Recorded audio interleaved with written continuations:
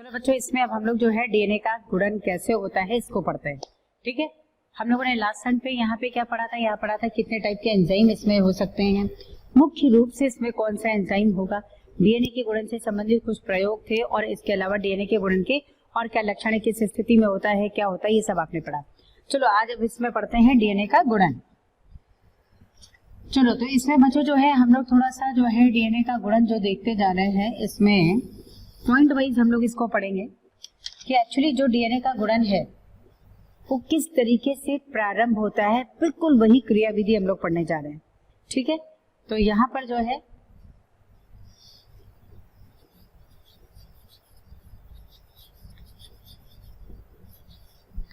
Molecular basis of inheritance.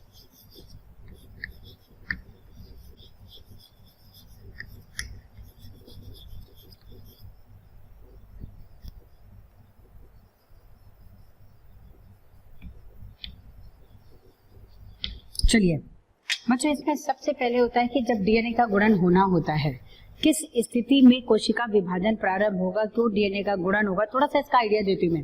देखो होता क्या है, हर चीज हमें रटनी नहीं है, हमें one by one step wise समझना है इसको। ठीक है, सबसे पहले क्या होता है कि कोई कोशिका है मान लो, है ना, किसी कोशिका में उसके केंद्रक से कोशिका द्रव का अनुपात एक निश्चित होता है। ठीक, हम कहते हैं कि इसमें हाई जो है न्यूक्लियोसाइटोप्लाज्मिक रेशियो है, यानी केंद्रक कोशिका द्रव्य अनुपात ज्यादा है। अब मान लो कि ये अनुपात कम होने लग जाए, यानी अगर कोशिका का आयतन बढ़ा और जिस अनुपात में कोशिका द्रव का आयतन बढ़ रहा है उसी अनुपात में केंद्रक ना बढ़े, तब क्या होगा, तब कोशिका का विभाजन पक्का है। एक केंद्रक जो इतनी कोशिका का कंट्रोल कर रहा था, कोशिका का आकार बढ़ गया और केंद्रक का आकार उतना नहीं बढ़ा, तो क्या होगा, जाहिर सी बात है कोशिका का विभाजन होगा, क्योंकि अब इसके कंट्रोल में नहीं रहा, तो विभाजन जरूरी है। उस स्थिति में डीएनए का गुणन जरूरी है, तो डीएनए का गुणन होगा। अच्छा, डीएनए के गुणन के लिए सबसे पहले आपको ये ध्यान रखना है बच्चों कि इसमें ORI साइट या ओरिजिन साइट कहते हैं, या इसको कहते हैं समारंभ स्थल, कि कहां से डीएनए का गुणन आरंभ होगा। ठीक, तो ORI स्थल कहते हैं इसको। सबसे पहले हम लोग, सबसे पहला पॉइंट होता है बच्चों ORI स्थल। ORI स्थल, ORI का मतलब होता है ओरिजिन ऑफ रेप्लिकेशन। ठीक है, ORI स्थल का मतलब हो गया ओरिजिन ऑफ रेप्लिकेशन। तो ये जो ORI स्थल है बच्चों, होता क्या है, जो डीएनए, मान लो इतना बड़ा डीएनए है, तो डीएनए का गुणन कहां से समारंभ होगा, कहां से वो प्रारंभ होगा, डीएनए का गुणन एक निश्चित क्रम होता है, न्यूक्लियोटाइड का एक निश्चित क्रम होता है, वहां से गुणन प्रारंभ होगा। यानी कि जहां मर गया डीएनए का गुणन वहीं से स्टार्ट हो गया, ऐसा नहीं होता।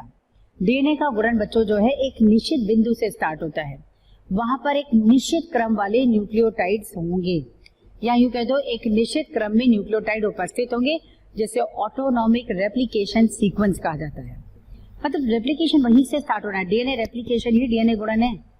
तो डीएनए का जो रेप्लिकेशन है, मैं यहाँ पे डाल देती हूँ पहले डीएनए रेप्लिकेशन, एग्जैक्टली हम लोग वही पढ़ रहे हैं, डीएनए रेप्लिकेशन, डीएनए रेप्लिकेशन,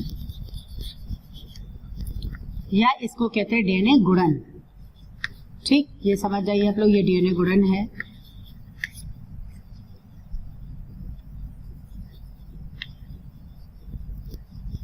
तो डीएनए गुणन जो है या डीएनए का रेप्लिकेशन जो है वो एक निश्चित बिंदु से होगा। उस निश्चित बिंदु पर सभी न्यूक्लियोटाइड एक निश्चित क्रम में होते हैं। मान लो ATGC ATGC ATGC में रखा है, यही क्रम होना चाहिए, इसी क्रम से न्यूक्लियोटाइड का गुणन आरंभ होगा। तो इसे हम कहते हैं ऑटोनॉमिक रेप्लिकेशन सीक्वेंस। ये वर्ड जरूरी नहीं है, इससे आपको इसको नोट नहीं करना है, लेकिन आपको ये जरूर लिखना है कि जो डीएनए का गुणन है वो एक निश्चित स्थल से उसकी उत्पत्ति होती है। इसको ORI स्थल कहते हैं या उत्पत्ति स्थल कहते हैं। एक निश्चित बिंदु पर है, एक निश्चित न्यूक्लियोटाइड के क्रम से प्रारंभ है। प्रोकैरियोट में हम लोग देखेंगे तो एक ही बिंदु से आरंभ होता है डीएनए का गुणन। लेकिन अगर हम लोग बच्चों यहाँ पर यूकैरियोटिक कोशिका की बात करें तो यूकैरियोटिक कोशिका में ये कुछ बिंदुओं से स्टार्ट हो सकता है। इतना बड़ा डीएनए एक इस बिंदु से, कुछ इस बिंदु से, कुछ इस बिंदु से स्टार्ट हो जाए, तो कई बिंदुओं से प्रारंभ हो सकता है यूकैरियोटिक डीएनए में गुणन। लेकिन जो प्रोकैरियोटिक डीएनए में गुणन है बच्चों वो केवल और केवल एक ही बिंदु से प्रारंभ होगा। ठीक है, चलो तो इसमें लिखिए ORI स्थल क्या है? उत्पत्ति स्थल। उत्पत्ति किसकी? डीएनए गुणन की। उत्पत्ति या ब्रैकेट में डाल दो डीएनए गुणन। डीएनए गुणन, ठीक है। तो डीएनए गुणन उसकी उत्पत्ति स्थल है, ये जहां से उत्पत्ति होनी है। ठीक, प्रोकैरियोटिक कोशिका में एक बिंदु से और यूकैरियोटिक कोशिका में कई बिंदुओं से। यहां लिखो निश्चित अथवा विशिष्ट, निश्चित अथवा विशिष्ट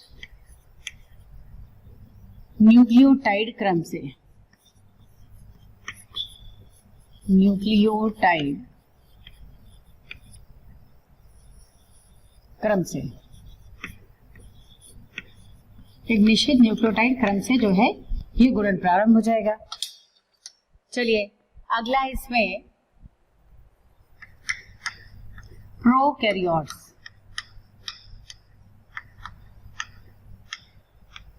प्रोकैरियोट्स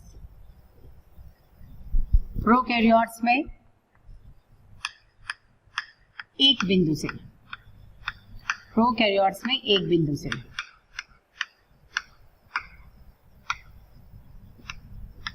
एक बिंदु से केवल प्रारंभ होगा प्रोकैरियोट्स, और यूकैरियोट्स में कई बिंदुओं से।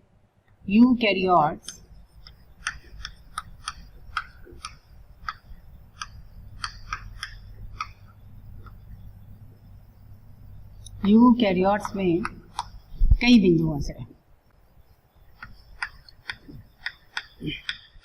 कई बिंदुओं से संभव है। ठीक है, अब बच्चों क्या होगा भाई, डीएनए का गुणन होना है, बहुत सारे न्यूक्लियोटाइड इसमें जुड़ेंगे। ठीक, न्यूक्लियोटाइड तो पहले से प्रेजेंट है इसमें भाई। जब डीएनए का गुणन प्रारंभ हो रहा है तो बहुत सारे न्यूक्लियोटाइड क्या होगा, गुणन, डीएनए का सूत्र अलग होगा, बहुत सारे न्यूक्लियोटाइड यहाँ से आके जुड़ेंगे। तो न्यूक्लियोटाइड तो पहले से भी पढ़ा था, अब भी पढ़ा, अभी क्यों जुड़ेगा? क्योंकि बच्चों इस समय न्यूक्लियोटाइड का सक्रियण होगा। पहले वो निष्क्रिय रूप से पढ़े थे, अब इनको ऊर्जा देके सक्रिय बना जाएगा। ठीक, तो अगला पॉइंट आपको लिखना है न्यूक्लियोटाइड्स का सक्रियण।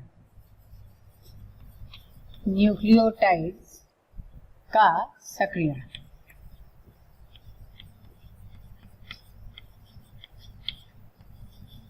न्यूक्लियोटाइड का सक्रियण।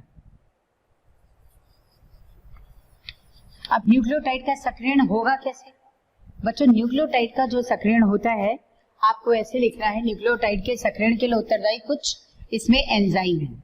मान लो मैंने कहा डीऑक्सी एडिनोसिन मोनोफॉस्फेट, AMP, यही है ना, डीऑक्सी एडिनोसिन मोनोफॉस्फेट। एक होगा यहाँ पे डीऑक्सी ग्वानोसिन मोनोफॉस्फेट, ठीक है। एक होगा यहाँ पर डीऑक्सी साइटिडिन मोनोफॉस्फेट, क्लियर है। और एक होगा बच्चों यहाँ पे डीऑक्सी थाइमीन मोनोफॉस्फेट। इन सब का सक्रियण होगा ATP के माध्यम से। चलो तो यहाँ तक बच्चों आप देखो, अब ये deoxy adenosine monophosphate, guanosine monophosphate, cytidine monophosphate और थाइमीन मोनोफॉस्फेट, ये सब इसी फॉर्म में निष्क्रिय रूप से पड़े थे। ठीक, इनका सबका सक्रियण होता है। सक्रियण कैसे होगा? सब यहाँ पे जो है ATP से अभिक्रिया करते हैं। ठीक है, ये ATP से सबकी अभिक्रिया हुई, ये हो गया है। ठीक है, ATP से सबकी अभिक्रिया हुई, तो इसमें एंजाइम क्या होगा? जितने भी निष्क्रिय न्यूक्लियोटाइड हैं इन सब का फॉस्फोरिलीकरण हो रहा है ना। तो फॉस्फोरिलीकरण होने के लिए या फॉस्फोराइलेशन होने के लिए फॉस्फोराइलेज एंजाइम है बच्चों। ठीक है ना, तो ये सभी जो है फॉस्फोराइलेज एंजाइम की सहायता से यहाँ पर बना देंगे ट्राइफॉस्फेट और सक्रिय हो जाएंगे, यानी इनको ऊर्जा चाहिए सक्रियता के लिए। तो जो एंजाइम होगा, यहाँ एंजाइम आप लिखेंगे फॉस्फोराइलेज एंजाइम, फॉस्फोराइलेज एंजाइम। ठीक, फॉस्फोराइलेज एंजाइम हो गया। इस फॉस्फोराइलेज एंजाइम की मदद से अब क्या होगा, ये डीऑक्सी एडिनोसिन मोनोफॉस्फेट 2 फॉस्फेट लेके किस में कन्वर्ट हो गया बच्चों? ट्राइफॉस्फेट, एडिनोसिन ट्राइफॉस्फेट, ये हो गया डीऑक्सी ग्वानोसिन ट्राइफॉस्फेट, डीऑक्सीसाइटिडिन ट्राइफॉस्फेट, और थर्ड लास्ट ये साइटिडिन है ना, हाँ, और डीऑक्सीथाइमीन ट्राइफॉस्फेट। ठीक है, सारे न्यूक्लियोटाइड अब सक्रिय हो गए क्योंकि सबके पास अब बच्चों ऊर्जा आ चुकी है। ठीक है, यानी कोई भी चीज बनाने के लिए सबसे पहले उसकी तैयारियां होती हैं। तैयारियां क्या होती हैं? तैयारियां होती हैं कि जैसे मान लो कोई न्यूक्लियोटाइड है, ये न्यूक्लियोटाइड बच्चों सक्रिय होता है, सक्रिय होकर तब अभिक्रिया में भाग लेगा। तो ये सारी तैयारियां हो चुकी हैं। अब क्या तैयारियां हो चुकी हैं? सारे एंजाइम वगैरह बन चुके हैं, ORI स्थल का पता हो लग चुका है, इसके अलावा उत्पत्ति स्थल जिसको कहते हैं, और उसके बाद सभी न्यूक्लियोटाइड सक्रिय हो गए। अब जरूरत क्या है? अब जरूरत है डीएनए श्रृंखला का खुलना। ठीक, तो आपको लिखना है डीएनए कुंडलन का खुलना, डीएनए कुंडलन, डीएनए कुंडलन का खुलना।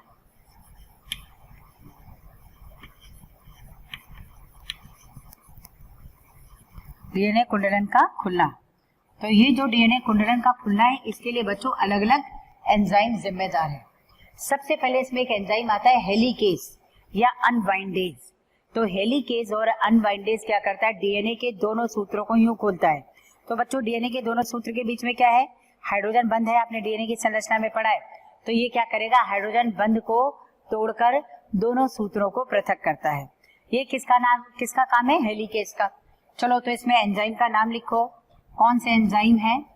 पहला आप लिखेंगे इसमें हेलिकेज, इंग्लिश में भी हेलिकेज, हिंदी में भी हेलिकेज कहते हैं इसको, या कहते हैं अनवाइंडेज, या इसको क्या कहते हैं बच्चों? अनवाइंडेज, अनवाइंडेज, अनवाइंडेज। ठीक है, ये मैग्नीशियम की प्रेजेंस में या मैग्नीशियम की उपस्थिति में सक्रिय होकर करेगा क्या? हाइड्रोजन बंध को गलाकर दोनों सूत्रों को पृथक करता है। ठीक है, तो आपको लिखना है मैग्नीशियम Mg2+ की उपस्थिति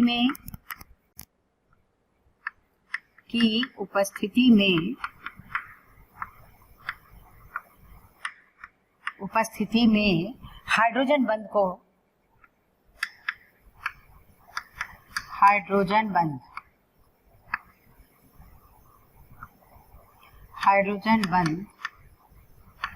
को तोड़कर दोनों सूत्रों को पृथक करना, दोनों सूत्रों को या सूत्रों का पृथक्करण, यानी दोनों सूत्र क्या हो जाएंगे? पृथक हो जाएंगे। ठीक है, ये दोनों सूत्रों का पृथक्करण। चलो अगला देखो, नेक्स्ट आता है बच्चों इसमें SSB होता है, single stranded binding protein, SSB। इसका फुल फॉर्म क्या है? सिंगल स्ट्रैंडेड, मतलब एकल सूत्र में रखना, सिंगल स्ट्रैंडेड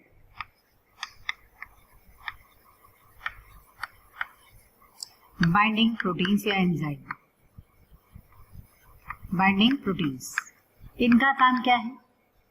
इनका काम है हर डीएनए सूत्र को, 2 डीएनए सूत्र पृथक हुए ना, तो प्रत्येक डीएनए सूत्र को एकल सूत्रीय अवस्था में बनाए रखना, ये इसका काम है।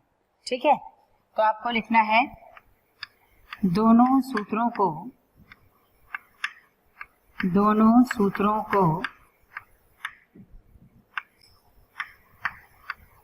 एकल सूत्रीय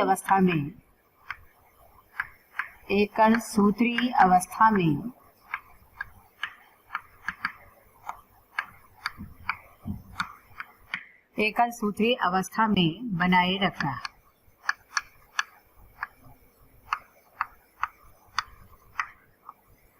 दोनों सूत्रों को एकल सूत्रीय अवस्था में बनाए रखना बच्चों, ये सिंगल स्ट्रैंडेड जो बाइंडिंग प्रोटीन है, ये इनका काम है इनके साथ बाइंड होकर के इसको एकल सूत्रीय अवस्था में बनाए रखना। ठीक, तीसरा आ जाओ, इसमें तीसरा आता है बच्चों टोपोआइसोमेरेज, टोपोआइसोमेरेज,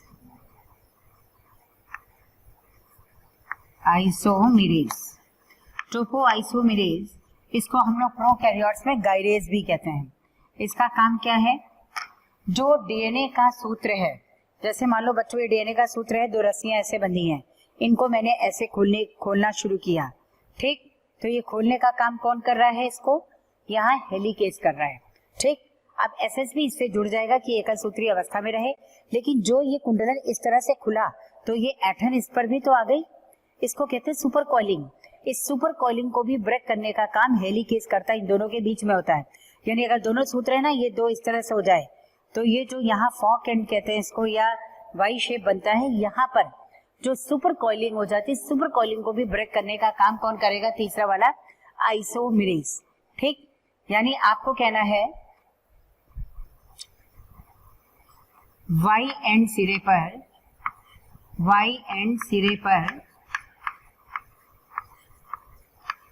पर सुपर कॉइलिंग या सुपर कुंडलन, अति कुंडलन कहते हैं, सुपर कुंडलन या अति कुंडलन को खोलना, ये इसका काम है। सुपर कुंडलन या अति कुंडलन जो हो रहा है बहुत ज्यादा, इसको खोलना बच्चों इसका काम है, ठीक है। इसका मतलब ये है कि ये डीएनए कुछ ऐसा रहा होगा, यहां से हम लोग समझते हैं ये डीएनए कुछ ऐसा रहा होगा, ठीक। इसको इस तरह से खोला गया, ये डीएनए है, ये ऐसे खोल दिया गया। मान लो ये इसका 3 सिरा है, ये इसका 5 एंड है, यहाँ 3 एंड हो जाएगा, 5 के आगे 3 ही होगा ना, और ये होगा 5 एंड। आपने लिखा है डीएनए का गुणन 5 सिरे से 3 सिरे की ओर होगा, ठीक है। तो हमेशा जो है यहाँ से ये है ना, यहाँ से स्टार्ट होगा तभी 5 इधर आएगा, क्योंकि 5 से 3 की ओर होना है। तो इसको खोलने के लिए करते क्या है बच्चों, यहाँ पर ये जो है ये तो हेलिकेज एंजाइम है, ये हेलिकेज एंजाइम हो गया है ना, ये हेलिकेज है, ये हेलिकेज इसको कुंडलन को इस तरह से हाइड्रोजन बंध तोड़ करके खोल देगा, ये हो गया हेलिकेज, ठीक है, हेलिकेज। अब इसके बाद मैंने कहा था सिंगल स्ट्रैंडेड बाइंडिंग प्रोटीन है, ये सिंगल स्ट्रैंडेड बाइंडिंग प्रोटीन जो है इससे जुड़ जाएगा ताकि ये एकल सूत्री अवस्था में बना रहे, वापस से ना जुड़ जाए। तो यहाँ आपको लिखना है इसमें, ये देखो ये हो गया इसमें सिंगल स्ट्रैंडेड बाइंडिंग प्रोटीन, ये सब इसको एकल सूत्री अवस्था में बनाए रखेगा ऐसे, ठीक है। इसको हम लोग कहते हैं यहाँ पर SSB, single stranded binding protein. ये इसको क्या करता है, एकल सूत्री अवस्था में बनाए रखता है। अब इसके बाद बच्चों जो टोपो आइसोमेरेज आता है, इसका काम क्या है, जो ये इस तरह से खुल रहा है ना ऐसे, यहाँ पे भी और जो है कुंडलन हो जाएगा, खुलने से इस पे भी जो है ना कुंडलन हो जाता है। इसी कुंडलन को खोलने का काम जो है वो तीसरा वाला करेगा, टोपो आइसोमेरेज। तो आपको नेक्स्ट यहाँ पे लिखना है टोपो आइसोमेरेज, यहाँ पे आप ऐसे लिखिएगा, यहाँ पे जैसे ये सब आपस में इस तरह से जुड़े हुए ना ऐसे, तो यहाँ जो एठर आ जाती है, यहाँ पे सुपर कुंडलन इस तरह से बच होता है, ये इसको खोलने का काम करेगा, और ये होगा यहाँ पर, यहाँ मैं लिखती हूँ, ये होगा इसमें हेलिकेज, सॉरी टोपो आइसोमेरेज, ये हो गया टोपो आइसोमेरेज, ये टोपो आइसोमेरेज है, ठीक है। तो ये टोपो आइसोमेरेज बच्चों क्या करता है, ये इसमें भी जो और ज्यादा मतलब इसमें गिठान आ जाती है या खोलने से कुंडलन हो जाता है, इस कुंडलन को भी खोलने का काम टोपो आइसोमेरेज करेगा। यानी यही टोपो आइसोमेरेज कहलाता है प्रोकैरियोट्स में गाइरेज, प्रोकैरियोट्स में गाइरेज, प्रोकैरियोट्स में गाइरेज है, यही टोपो आइसोमेरेज क्या कहलाता है, गाइरेज, गाइरेज, ठीक है। चलो ये तो हो गया, डीएनए का कुंडलन खुल गया। अब सबसे पहले क्या होगा बच्चों, आरएनए प्राइमर इसके बाद जुड़ेगा। भाई डीएनए सूत्र को खुलने से पहले न्यूक्लियोटाइड तैयार तो रहे जो जुड़ना है, तो उसको सक्रिय करने का काम उससे पहले हो गया, ठीक। और सबसे पहले ओआरआई स्थल का पता या उत्पत्ति स्थल का पता लगाया गया, ये आपको देखना है। चलो तो इसके बाद नेक्स्ट अब क्या आएगा, अब ये तो कुंडलन खुल चुका है, कुंडलन अगर खुल चुका है तो इसमें अगला आपको बताना है बच्चों कि जो आरएनए प्राइमर है उसका जुड़ाव, ठीक। तो आरएनए प्राइमर का जुड़ाव अगला लिखिए,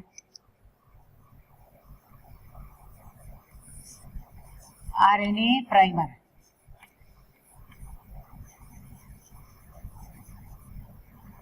आरएनए प्राइमर का जुड़ाव, यानी जो आरएनए प्राइमर है ना वो इसी पे बनेगा,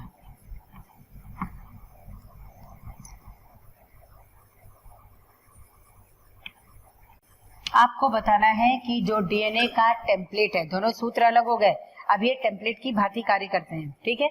तो आपको ये ध्यान रखना है कि जो 3 सिरा है भाई 5 से 3 की ओर बनेगा। थैंक यू स्टूडेंट, हमें इतना प्यार देने के लिए। डेली काफ़ी संख्या में स्टूडेंट हमारी वीडियोस को देख रहे हैं और उसका लाभ उठा रहे हैं। बच्चों, आप सभी से मेरी ये रिक्वेस्ट है कि प्लीज़ नीचे दिए गए डिस्क्रिप्शन में दिए गए लिंक को प्रेस करिए और अपना एनरोलमेंट कराइए। बच्चों, इसके साथ ही जिन बच्चों को यहाँ पर डाउट सेशन की भी ज़रूरत है, साथ ही मटेरियल्स की भी ज़रूरत है, वो सभी हमारे प्रीमियम कोर्सेज को भी रजिस्ट्रेशन करवा सकते हैं, है ना। तो नया सूत्र से सामने तो बनेगा और 5 से 3 की ओर बनेगा। इसका मतलब यह है बच्चों की जो 3 सिरा है, इसी पर जो डीएनए पॉलीमरेज यूकैरियोट में होता है, या मैं सीधी सी बात करूं, जो आरएनए प्राइमर है, ये 5 से 10 न्यूक्लियोटाइड का एक बना हुआ छोटा सा चेन है, और इसके बनने के लिए क्या होता है, आरएनए पॉलीमरेज एंजाइम होता है। यानी आपको ये कहना है कि डीएनए टेम्पलेट के 3 सिरे की ओर, या डीएनए टेम्पलेट के 3 सिरे की ओर जो है आरएनए पॉलीमरेज की सहायता से 5 से 10 न्यूक्लियोटाइड की बनी एक छोटी आरएनए चेन होती है, ठीक। यही आरएनए प्राइमर है जो यहाँ पे बन जाता है, और इसमें उपस्थित हाइड्रोक्सिल ग्रुप नए सक्रिय न्यूक्लियोटाइड के जुड़ाव में क्या होगा, सहायक होगा, ठीक है। चलो, तो इसमें देखो आपको बताना आरएनए प्राइमर का जुड़ाव। पहले आरएनए प्राइमर होता क्या है, तो आपको बताना है आरएनए प्राइमर ये है क्या, ये जो है 5 से 10 न्यूक्लियोटाइड श्रृंखला, ये 5 से 10 न्यूक्लियोटाइड की बनी हुई एक छोटी श्रृंखला है, ठीक। दूसरा आपको बच्चों इसमें क्या लिखना है, दूसरा इसमें आपको लिखना है टेम्पलेट डीएनए के 3 एंड की ओर आरएनए पॉलीमरेज की सहायता से बना प्राइमर, ठीक। तो आपको लिखना है डीएनए टेम्पलेट के 3 सिरे पर बना, या 3 सिरे पर आरएनए पॉलीमरेज की सहायता से बना, तो एक तरह से देखा जाए तो एक एंजाइम ये भी यूज हो रहा है आरएनए पॉलीमरेज, लेकिन क्या मुख्य कार्य आरएनए पॉलीमरेज का है, नहीं। आरएनए पॉलीमरेज सब सहायक है एंजाइम, ठीक, सिर्फ इसमें हेल्प कर रहा है, कोई खास इसका काम नहीं है, ये आरएनए प्राइमर को बना रहा है। तो डीएनए टेम्पलेट के 3 सिरे पर आरएनए पॉलीमरेज की सहायता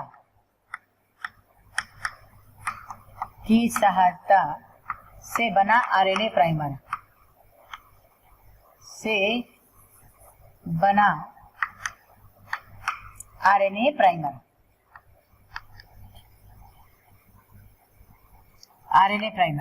इसमें एंजाइम कौन सा होगा, डीएनए पॉलीमरेज की सहायता से ही आरएनए पॉलीमरेज इसके टेम्पलेट पे बनना स्टार्ट होगा बच्चों, और नहीं तो प्राइमेज, प्रोकैरियोट में लिखो प्राइमेज एंजाइम सहायक, प्रोकैरियोट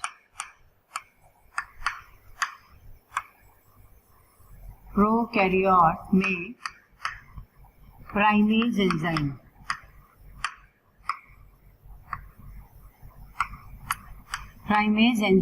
सहायक,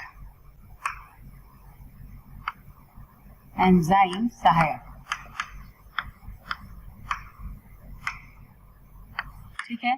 अगला, यानी इसका मतलब ये है कि जैसे ही ये डीएनए टेम्पलेट बच्चों खुला इस तरह से, यहाँ पे ही इसके सूत्र पर ये इस तरह से आरएनए प्राइमर बन जाएगा, ठीक है। मान लो ये बन गया आरएनए प्राइमर, ये हो गया आरएनए प्राइमर, इस तरह से बन जाएगा ना आरएनए प्राइमर। आप देखो ये इसका सिरा क्या है, 3 सिरा है, ये 5 सिरा है, ये 3 हो गया, ये 5 हो गया। इसका मतलब यहाँ पे जो आरएनए प्राइमर बनेगा वो इस साइड से बनेगा, ये बच्चों इसका फॉक एंड कहलाता है, फॉक बन रहा है ना, या वाई एंड कहलाता है, तो आप वाई एंड लिख सकते हो। यहाँ पे आप बनाइए इस तरह से आरएनए प्राइमर, ठीक है। इसी आरएनए प्राइमर का हाइड्रोक्सिल ग्रुप जो है बच्चों, ये सहायक होता है न्यूक्लियोटाइड्स के जुड़ाव में। तो आप यहाँ करिएगा, यहाँ पे जो नया सिरा बनेगा ना, ये हो जाएगा 5। इस आरएनए प्राइमर का अगर हम लोग ऐसे ले लें तो ये 5 सिरा है, ये 5 सिरा है इधर। अब आप इसमें स्टेटमेंट और लिखिएगा, आरएनए का मुक्त हाइड्रोक्सिल ग्रुप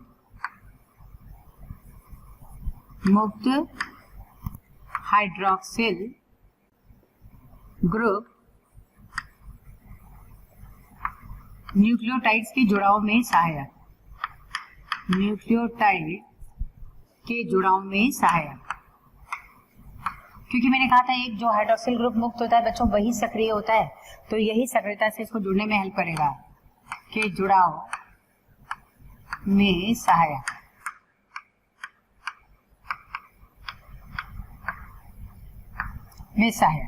ठीक है, चलो अगला इसमें इसको कहते हैं क्षार युग्मन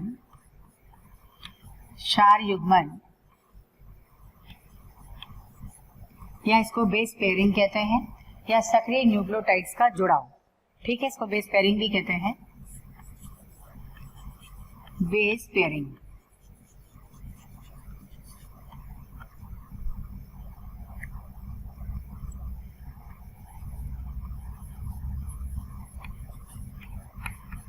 चलिए, बेस पेयरिंग क्या है? अब जैसे ही बच्चों आरएनए प्राइमर बना, यहाँ पे तुरंत जितने सक्रिय न्यूक्लियोटाइड हैं सब, जैसे मान लो यहाँ पे एडेनिन था या थाइमीन था, तो जो एडेनिन है उसके सामने तो थाइमीन, डीऑक्सीराइबोथाइमीन ट्राइफॉस्फेट, वो यहाँ जुड़ जाएगा। ऐसे ही अगर एडेनिन इधर है, साइटोसिन इधर है, तो गुआनोसिन ट्राइफॉस्फेट वो इसके सामने जुड़ जाएगा। मतलब जितने भी सक्रिय न्यूक्लियोटाइड हैं, कि सभी सक्रिय न्यूक्लियोटाइड बच्चों अपने अपने जो टेम्पलेट डीएनए पे प्रेजेंट जो पूरक न्यूक्लियोटाइड है उसके सामने ये युग्मित हो जाएंगे। ठीक, हाइड्रोजन बंध द्वारा तो वहां जुड़ गए। जैसे ही दोनों के बीच में हाइड्रोजन बंध बनेगा, वहां से बच्चों दो फॉस्फेट पायरोफॉस्फेटेज की प्रेजेंस में मुक्त हो जाएगी। अब ना ऊर्जा रहेगी ना ये क्रिया करेंगी, संरचना क्या हो गई? स्थायी हो गई। चलो इसको ऐसे समझो, जैसे मान लो ये डीएनए है, ये इस तरह से डीएनए हुआ। अब इस डीएनए पे मैंने कहा था कि ये न्यूक्लियोटाइड्स का जुड़ाव स्टार्ट हो जाएगा, तो ये सारी न्यूक्लियोटाइड बच्चों इस तरह से यहाँ आकर के जुड़ जाएंगे ऐसे। ठीक, यहाँ से इसका जुड़ाव यहाँ आरंभ हो जाएगा ऐसे। ठीक है, ये ऐसे हो गया। मैंने कहा था ये 3 सिरा है, ये 5 सिरा है, ये 3 हो गया और ये 5 है। ठीक, इसका मतलब ये है कि ये सिरा इसमें 5 है और ये सिरा यहाँ पे हो गया 5। यहाँ से न्यूक्लियोटाइड का जुड़ाव है। ये न्यूक्लियोटाइड हो क्या सकते हैं? मान लो इधर एडेनिन था, ये थाइमीन है, ये गुआनोसिन, साइटिन, तो साइटोसिन की जगह यहाँ पे क्या रहा होगा? जी। जाहिर सी बात है, जी के सामने सी रहा होगा, टी के सामने ए है और ए के सामने ये क्या हो गया बच्चों? टी। ठीक है ना? इसका मतलब ये है कि जितने सक्रिय न्यूक्लियोटाइड हैं सब यहाँ से युग्मित होना आरंभ हो जाएंगे। जैसे ही बच्चों न्यूक्लियोटाइड यहाँ पे जुड़ा, मान लो मैंने कह दिया ये एडेनिन है,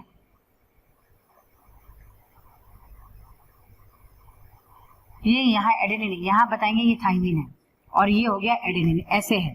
ठीक है ना? अब ये थाइमीन तो जुड़ गया। जैसे ही थाइमीन जुड़ा, यहाँ आपको बताना है पायरोफॉस्फेट, यानी 2 फॉस्फेट यहाँ से निकल गई और संरचना क्या हो गई? स्थायी हो गई। अब जो ये फॉस्फेट यहाँ से मुक्त हुआ है ना भाई, किसी चीज को कब तक कूदेगा? जब तक उसके अंदर ऊर्जा है। उसकी ऊर्जा ही खत्म कर दो, अपने आप कूदना बंद कर देगा। यही है ना? तो जब इनका काम क्या था? क्षार को युग्मित करना, जोड़ देना। तो जितने सक्रिय न्यूक्लियोटाइड थे बच्चों, वो टेम्पलेट डीएनए के पूरक क्षार के सामने युग्मित हो गए हाइड्रोजन बंध द्वारा। और जैसे ही हाइड्रोजन बंध निर्मित हुआ, ऊर्जा मुक्त हो गई, 2 पायरोफॉस्फेट या 2 फॉस्फेट यहाँ से निकल गई, संरचना क्या हो गई? स्थायी। यही ऊर्जा जो है पुनः डीएनए के गुणन में फिर से सहायक हो जाएगी, यानी ये कभी भी माइटोकॉन्ड्रिया की ऊर्जा पर आधारित नहीं होता। ये अपनी खुद की ऊर्जा यहाँ से मुक्त करेगा और यही ऊर्जा वापस से यूज करेगा, फिर मुक्त कर देगा। तो कभी माइटोकॉन्ड्रिया की ऊर्जा पे आधारित नहीं होता।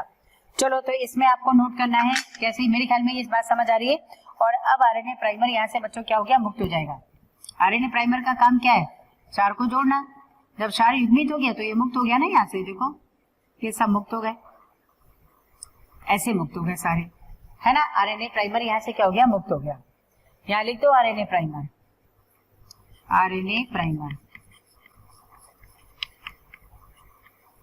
ये आरएनए प्राइमर बन गया। अब इधर देखो, आपको इसमें क्या नोट करना है? यहाँ सबसे पहले आपको लिखना है सक्रिय न्यूक्लियोटाइड।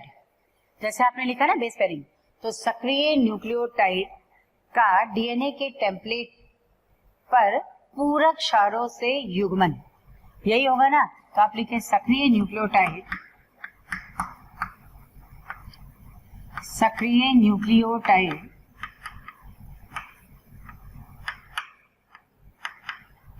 सक्रिय न्यूक्लियोटाइड का डीएनए टेम्पलेट, जिस डीएनए पे नया डीएनए बन रहा है ना, वो पुराना डीएनए टेम्पलेट कहलाता है बच्चों। डीएनए टेम्पलेट पर स्थित या उपस्थित पूरक क्षारों से युग्मन या से जुड़ाव। अगला हाइड्रोजन बंध निर्मित, हाइड्रोजन बंध क्या हो गया? निर्मित।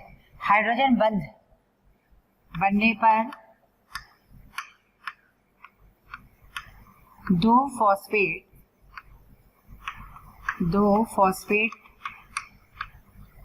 का पृथक होना,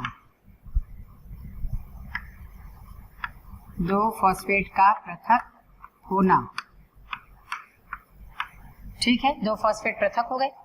अगला दो फॉस्फेट पृथक हो चुके हैं इधर, ठीक है। तो हाइड्रोजन बंध बनने पे दो फॉस्फेट का पृथक होना, दोनों फॉस्फेट क्या हो गए बच्चों?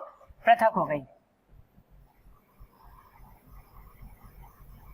पृथक होना व इस संरचना का स्थायी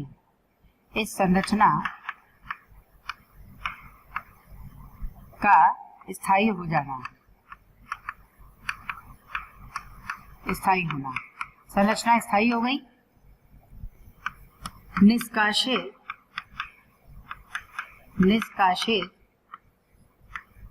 ऊर्जा का डीएनए गुणन में पुनः उपयोग,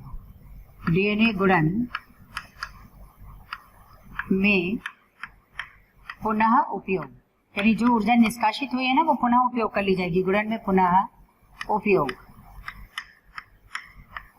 ये बात समझ में आ गई? वापस से जो बच्चों ये ऊर्जा मुक्त हुई है, ये फिर से उपयोग हो जाएगी। माइटोकॉन्ड्रिया की ऊर्जा पे ये आधारित नहीं होता, ठीक। चलो, यहाँ पे एंजाइम कौन सा होगा जब फॉस्फेट निकल रहा है? तो एंजाइम लिखिए पाइरोफॉस्फेटेज एंजाइम, फॉस्फेटेज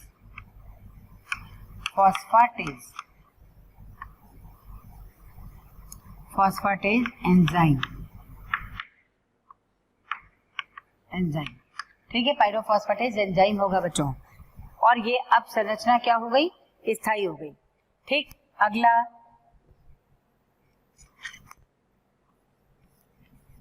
श्रृंखला निर्माण।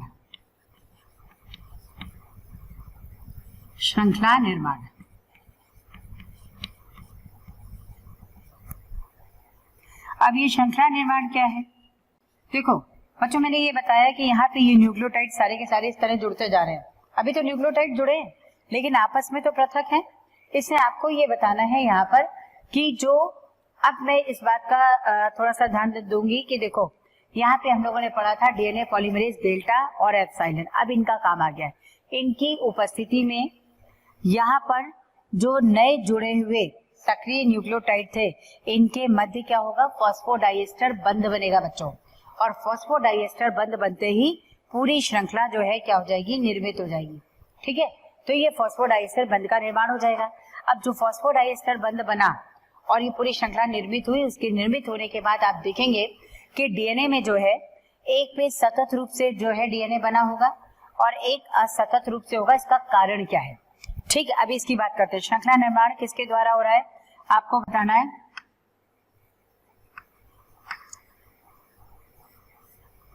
नए जुड़े न्यूक्लियोटाइड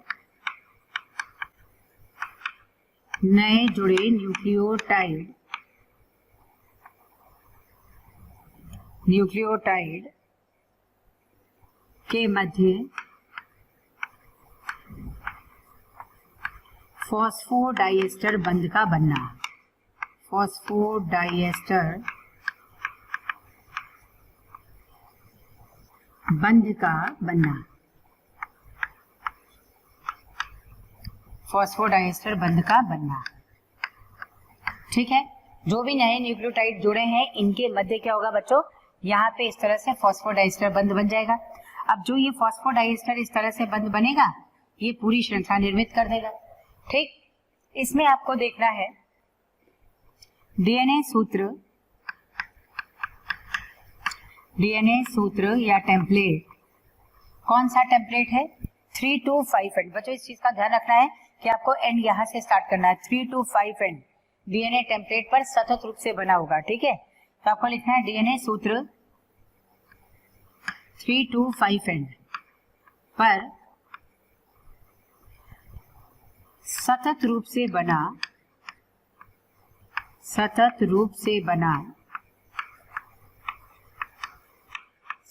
डीएनए,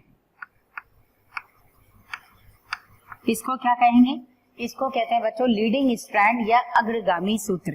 ठीक, इसको आप लिखेंगे, इसको कहते हैं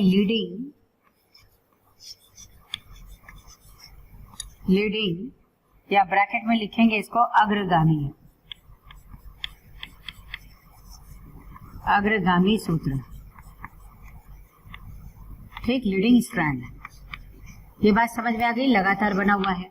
लेकिन दूसरे पे बच्चों जो बनेगा वो क्या होगा, असतत रूप से बना होगा। तो दूसरे में लिखना है डीएनए सूत्र 5 to 3 एंड, कौन सा है, ये वाला है 5 से 3 एंड।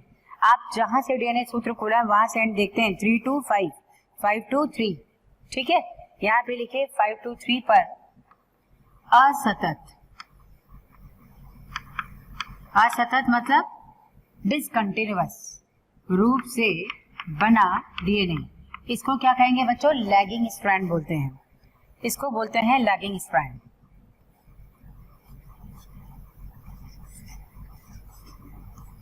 लैगिंग स्ट्रैंड या इसको कहेंगे पश्चगामी।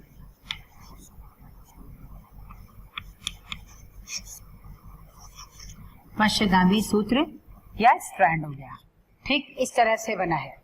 तो ये वाला जो सूत्र असतत बना है, इसी असतत सूत्र को बच्चों कहते हैं, वैज्ञानिक के नाम पर इसको कहा जाता है, क्या कहा जाता है, ओकाजाकी फ्रेगमेंट।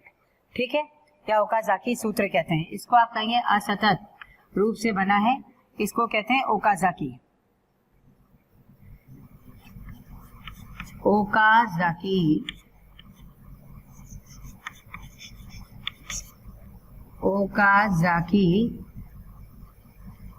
खंड। ब्रैकेट में लिखना है वैज्ञानिक के नाम पर,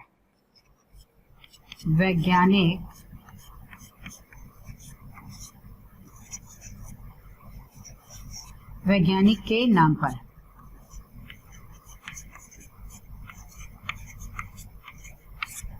वैज्ञानिक के नाम पर इसको कहा जाता है ओकाजाकी खंड।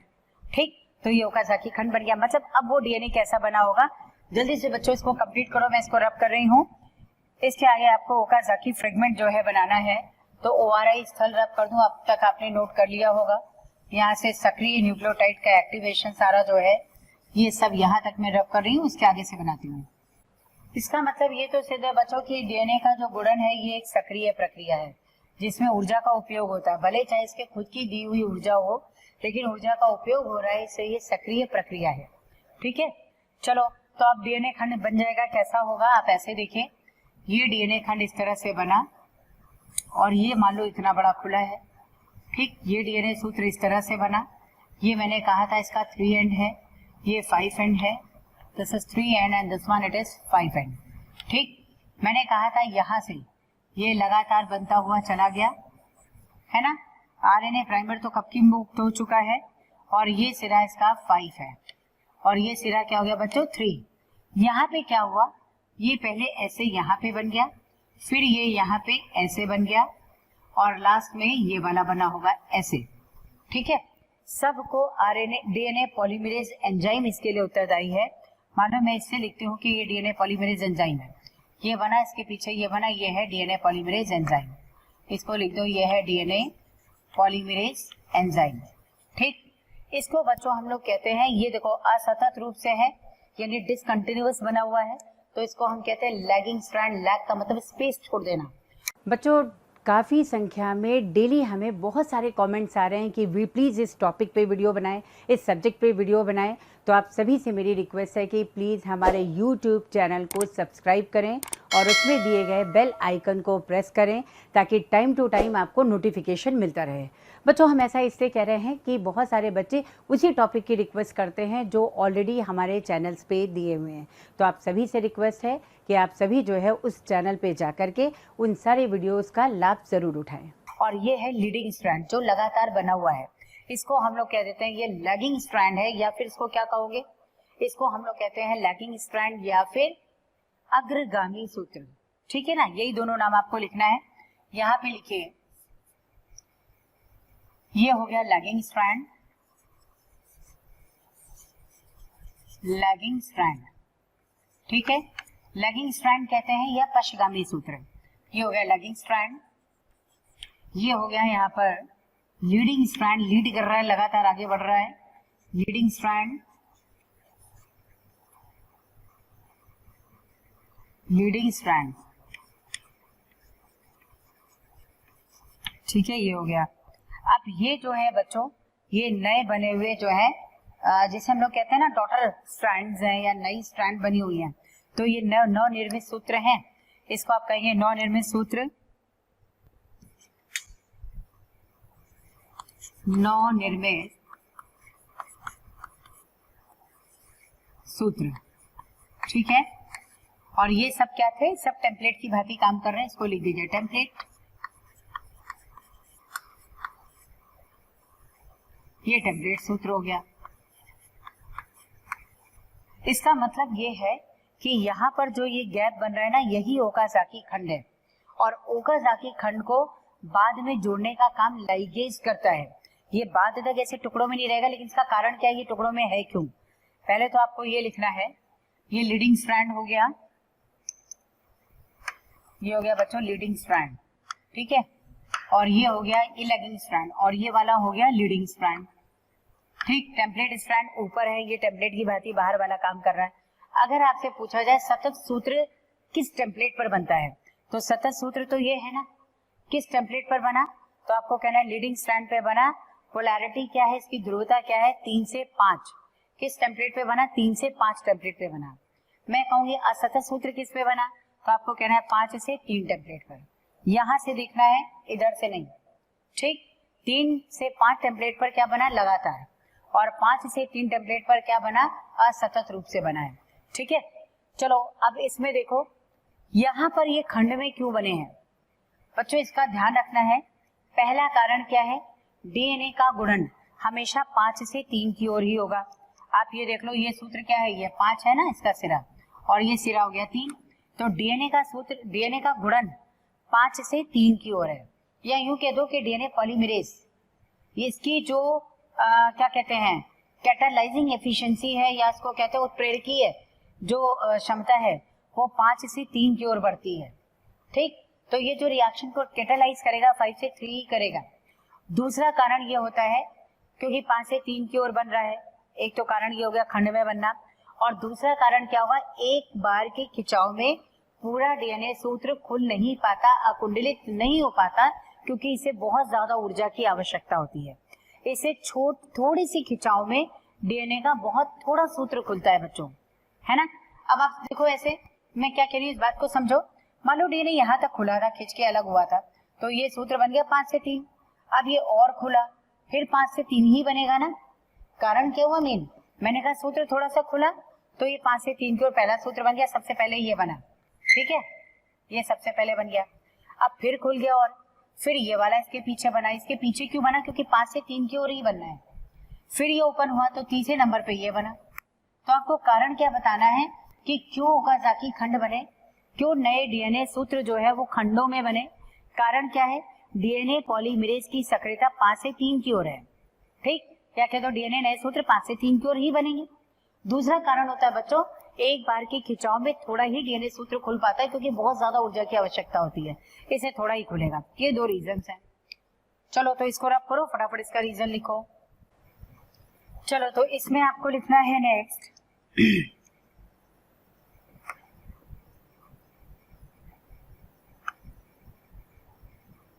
लैगिंग स्ट्रैंड, लैगिंग स्ट्रैंड पर या डीएनए खंड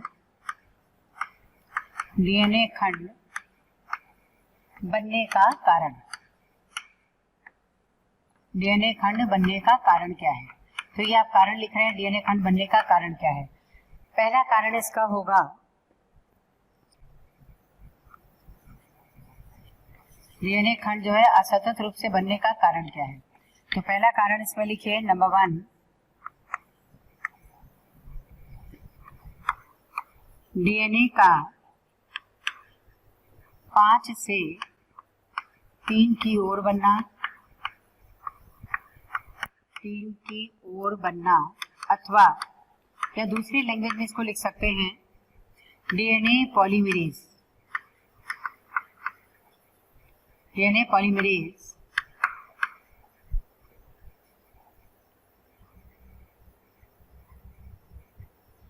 डीएनए पॉलीमरेज की सक्रियता 5 से 3 की ओर,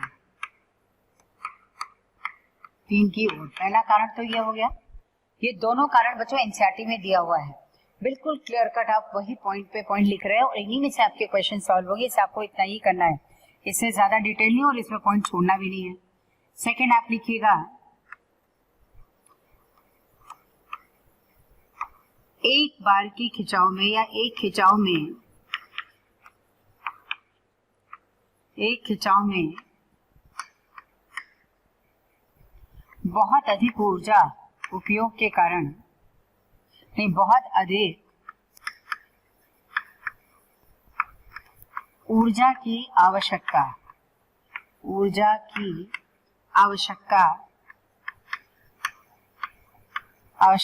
के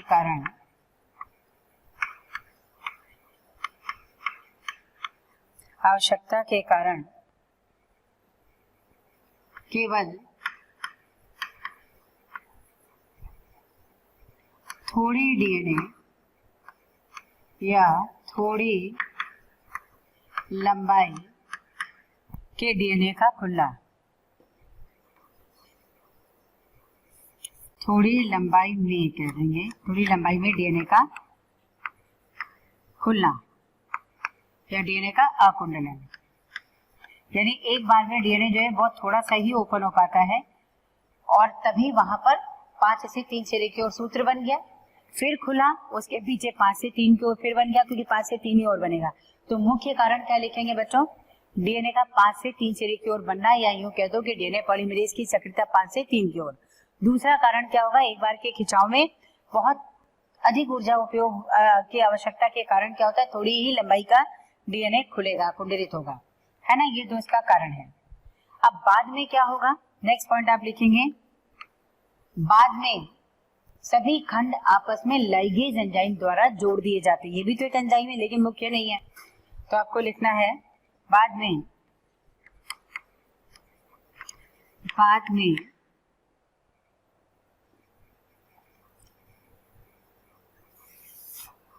लाइगेज एंजाइम, लाइगेज जोड़ने का काम करता है बच्चों। लाइगेज एंजाइम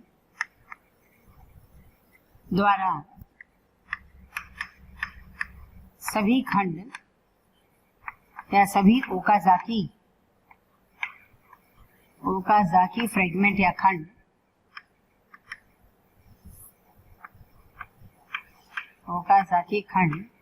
आपस में जुड़ जाते हैं।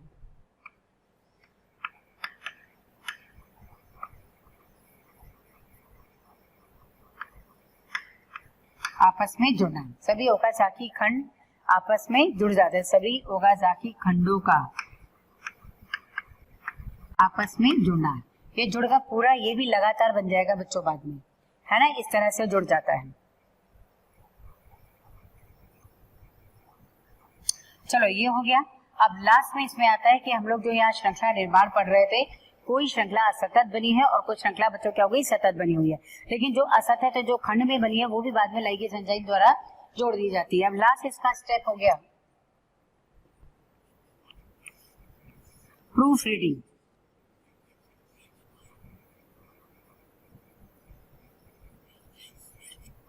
प्रूफ रीडिंग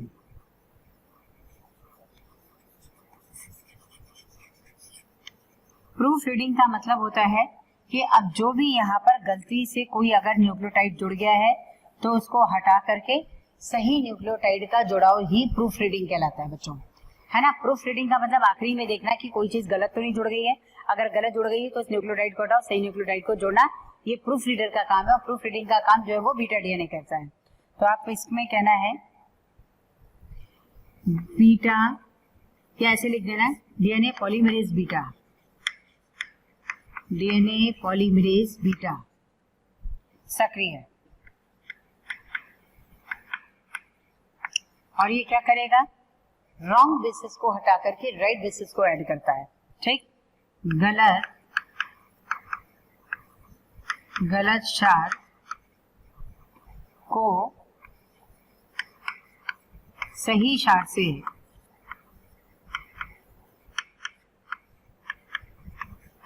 प्रतिस्थापित करना, ये इसका काम है, प्रतिस्थापित करना, ये बच्चों इसका काम है। यानी किसी भी तरह की रिपेयरिंग है तो G2 फेज में होगी, और अगर डीएनए का गुणन ही हो रहा है, डीएनए का रेप्लिकेशन ही हो रहा है, तो वो S फेज में होगा, ठीक। यहाँ पे दो चीजें हैं, एक रिपेयरिंग है और दूसरा प्रूफ रीडिंग है। प्रूफ रीडिंग बच्चों लास्ट में होती है, मतलब गलतियों को हटा करके, त्रुटियों को हटा करके सही चीजों को जोड़ना, इसे कहते हैं प्रूफ रीडिंग, ठीक।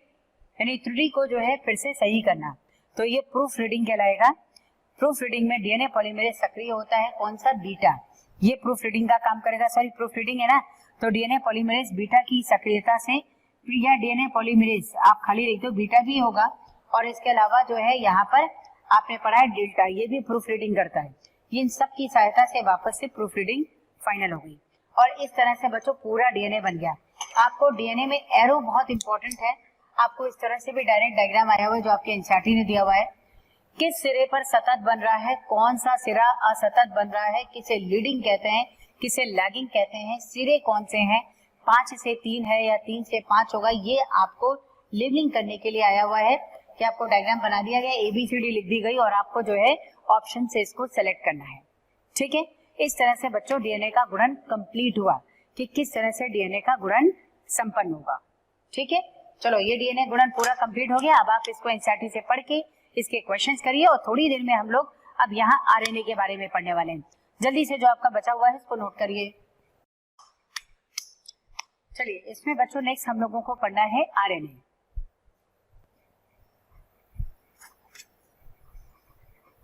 आरएनए का मतलब हो गया राइबो न्यूक्लिक एसिड, ठीक है। आरएनए या राइबो न्यूक्लिक एसिड।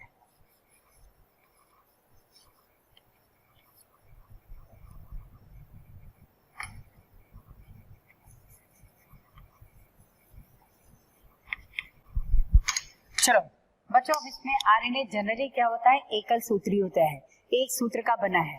बहुत कम ऐसा होता है कि आरएनए जो होता है वो 2 सूत्री हो। आरएनए 2 सूत्री किसमें होगा, कुछ वायरसेस में है, सब में नहीं।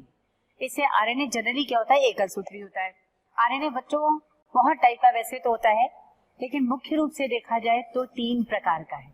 कौन सा 3 प्रकार है, एक होता है बच्चों मैसेंजर आरएनए, जो केंद्रक से, दूत आरएनए या मैसेंजर आरएनए कहते हैं, जो केंद्रक से कोशिका द्रव तक प्रोटीन संश्लेषण के लिए सूचनाएं लाने का काम करता है ना, ये सूचनाएं लाने का काम करेगा। दूसरा जो है ट्रांसफर आरएनए, जब सूचना मिल गई राइबोसोम को कि भाई ये प्रोटीन बनाना है, तो ट्रांसफर आरएनए क्या करता है, वो अमाइनो अम्ल को लेकर आने का काम करेगा। और जो मैसेंजर आरएनए पे कोडॉन्स हैं, कोडॉन्स बच्चों जैसे मान लो मुझे कुछ कहना है, मैं सबके सामने नहीं कहना चाहती, मुझे कोई कोड वाली भाषा में बात करनी है, तो हम किसी कोडेड लैंग्वेज का यूज कर लेंगे। वैसे ही होता है मैसेंजर आरएनए प्रोटीन संश्लेषण के लिए जिस भाषा का यूज करता है ना, उसे कहते हैं कोडॉन, और इसी कोडॉन को रीड करने का काम ट्रांसफर आरएनए करता है। इसको रीड भी करता है, अमीनो अम्ल को लाने का भी काम करेगा, इसीलिए इसको सॉल्युबल आरएनए या एडेप्टर आरएनए कहा गया। ठीक है, एक जो है यहाँ पर बच्चों एक और होता है जिसे हम कहते हैं राइबोसोमल आरएनए। ये राइबोसोम का निर्माण करता है, मालूम है?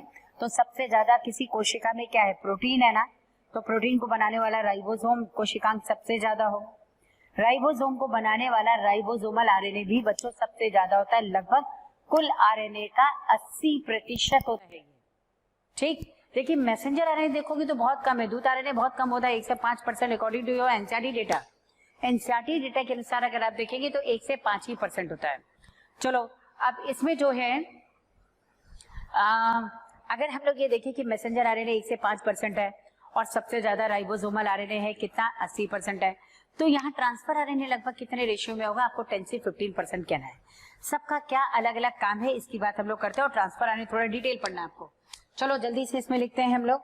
आरएनए बच्चों 3 प्रकार के मुख्य रूप से हैं। मुख्य रूप से क्यों कह रही हूँ, क्योंकि स्मॉल न्यूक्लियर आरएनए भी है, हेटेरोजेनस न्यूक्लियर आरएनए भी है, बहुत तरह के डिफरेंट है। तो आपको जो है एक सिंगल मतलब जो मेन है इसमें से वही पढ़ते जाना है। चलो इसमें फर्स्ट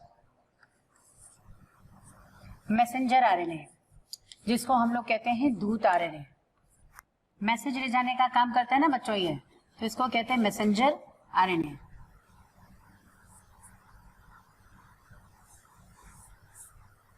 मैसेंजर आरएनए या इसी को कहते हैं दूत आरएनए। ठीक है, ये एक सिंगल टाइप अपने आप में हो गया। अब इसमें आप देखोगे तो ये मैसेंजर आरएनए बच्चों, पहली बात तो कितने परसेंटेज इसका पाया जाता है, आपको ये लिखना है 1 से 5%, 1 से 5%। किसका, कुल आरएनए का, कुल आरएनए का 1 से 5% है। ठीक है, ऑल्दो हम लोग 5 to 10% कहते हैं, लेकिन अकॉर्डिंग टू एनसीईआरटी 1 से 5% ही आपको पढ़ना है। तो आप लिखो कुल आरएनए का, कुल आरएनए का 1 से 5%। मैसेंजर आरएनए बनता कहाँ है, केंद्रक के अंदर बनता है, डीएनए के टेम्पलेट पर बनता है। क्योंकि मान लो डीएनए को कोई प्रोटीन बनाना है, मान लो कैसे बनाएगा, अपनी ही कॉपी तैयार कर देता है मैसेंजर आरएनए के रूप में, और ये मैसेज लेके केंद्रक से कोशिका द्रव में चला जाता है। तो मैसेंजर आरएनए का काम क्या है, मैसेज को कैरी करना है। इससे बच्चों ये मैसेंजर आरएनए जो है सबसे कम है और केंद्रक से निकल करके बाहर आ जाएगा। तो आपको बताना है नेक्स्ट, ये बहुत अस्थायी है बच्चों। जब ये मैसेज लेकर के केंद्रक से बाहर आता है ना कोशिका द्रव में, और जब इसका मैसेज रीड होकर के प्रोटीन बन गया उसके बाद ये नष्ट हो जाता है, इससे इसको हम कहते हैं ये बहुत अस्थायी है। ठीक है, तो इसको लिखिएगा बहुत अस्थायी। सबसे स्थायी कौन सा है, जो संरचना बना दे, राइबोसोमल आरएनए। तो आपको लिखना है बहुत अस्थायी,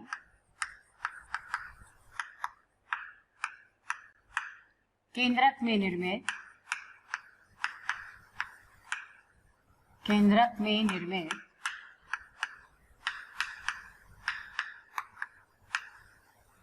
केंद्रक में निर्मित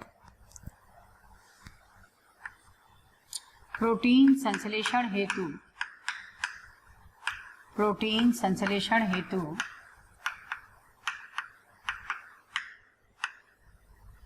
प्रोटीन संश्लेषण हेतु सूचना निहित, मतलब प्रोटीन संश्लेषण हेतु इसमें सूचना निहित होती है। ठीक है, तो कार्य इसका क्या हो गया, एक तो प्रोटीन संश्लेषण के लिए सूचना ले जाना, और दूसरा इसका कार्य है प्रोटीन संश्लेषण के लिए टेम्पलेट की भांति कार्य करना। ठीक है, यहां अगला लिखेंगे आप, प्रोटीन संश्लेषण हेतु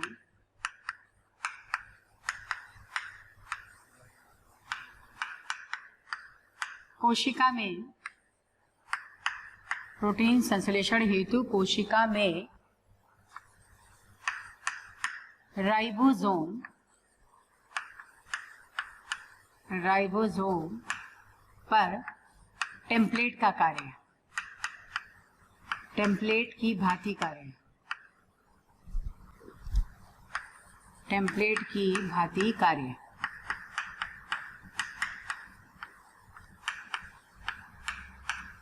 ठीक है, राइबोसोम के टेम्पलेट पर या राइबोसोम पर टेम्पलेट की भांति ये कार्य करेगा और केंद्रक से मुक्त होकर के कहाँ निर्मित होता है? केंद्रक में। ये केंद्रक में निर्मित और कोशिका द्रव्य में पहुंच जाता है। मैसेंजर आरएनए अत्यधिक अस्थायी है, क्योंकि अगर ये जो है बच्चों, अगर आपको हमारे वीडियोस पसंद आए हैं तो इसे लाइक शेयर करना ना भूलें, ताकि ये वीडियो सभी ज़रूरतमंद बच्चों तक पहुंच सके। बच्चों, आपके इतने अपार स्नेह के कारण हमारी पूरी मोशन टीम इतनी ज़्यादा मोटिवेटेड है और बेस्ट कंटेंट आपको उपलब्ध कराने के लिए हम सभी तत्पर हैं। सूचना को पढ़ लेता है, इसकी सूचना रीड हो जाती है, तो उसके बाद इसको नष्ट कर दिया जाता है। ठीक है, चलो सेकंड इसमें लिखो राइबोसोमल आरएनए। इसको बच्चों इस तरह से रिप्रेजेंट करते हैं आरआरएनए, मतलब राइबोसोमल आरएनए जो राइबोसोम का निर्माण करे। राइबोसोमल आरएनए इसका फुल फॉर्म है।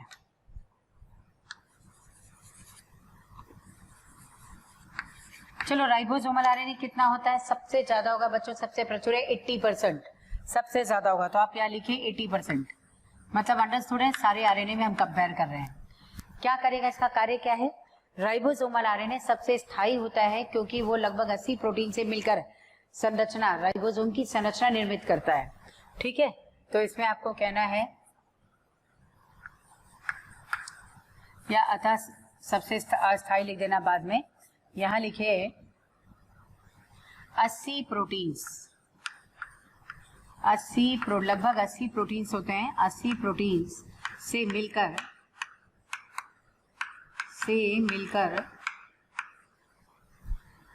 राइबोसोम का निर्माण, राइबोसोम का निर्माण। अब कोई अगर संरचना बना दे तो वो क्या हो जाएगा? सबसे ज्यादा स्थायी हो जाएगा, अतः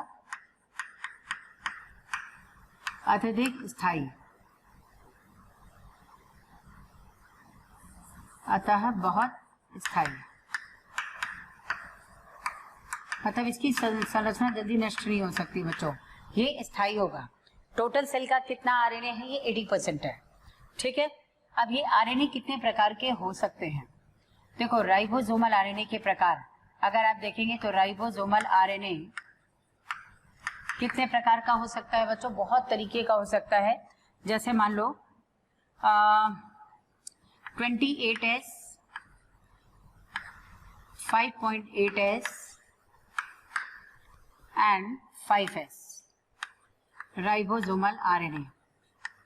ठीक है, ये क्या बनाएगा? यहाँ पर ये बनाएगा बच्चों 60S ribosomal RNA, 60S ribosomal सब यूनिट, राइबोसोमल सब यूनिट। ठीक है, ऐसे ही आप देखेंगे यहाँ पर अगर मैं 5S लिखूं, ये तो ये हो गया इसका। नेक्स्ट आप यहाँ पे एक और लिख सकते हैं,